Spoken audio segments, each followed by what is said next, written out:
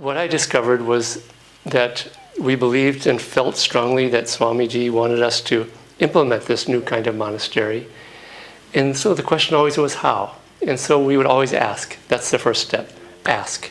How few people ask the master or the wise ones. When Yogananda would lecture in America in the 1920s, he'd have a hall filled with thousands of people. And at the end, there might be 2 or 3 people who would come up to him and say, I want to follow you. How do I do this? Who would actually ask him. The rest would just go away. They were curiosity seekers. And trust me that when there's 1 or 2 people who are asking a great avatar like Yogananda, guide me, help me, what can I do? He has a very avid interest in that person. And I include all of us who are asking regularly, Yoganandaji, what do I do? How do I guide me, help guide my actions? So that's the first step, to be guided by inspiration and intuition, which are very closely related. And the second step, after asking, is listen. And that means really being receptive in the heart. This is what this age of Dwapara Yuga needs, more of this inward listening and receptivity. That's the second step. The third step, we don't always hear things really clearly, because rarely does God come and give us a book, either metaphorically or physically, to answer every one of those questions.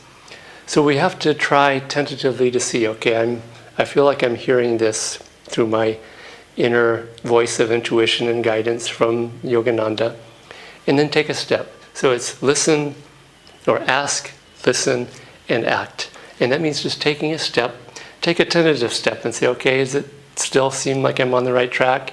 And ask and listen, and then keep moving. And as you act in this way, this is what we found. We shifted our monastery up near Chandigarh to look for land there, and it was almost purely an intuitive guidance. But we didn't assume that this was the final truth. What we did was we took some tentative steps and started feeling it out, going to Chandigarh area, looking for land. In every step that we took, there was support, success, guidance, and also, finally, also talk to wise people in the body rather than just vaguely trying to talk to Yogananda.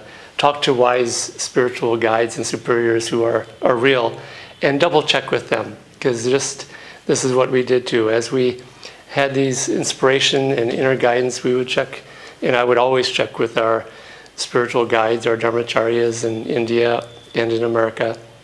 In this process of asking, listening, acting, and moving, you'll find that it really guides our inner life and our outer life. It really starts to guide us towards inspiration.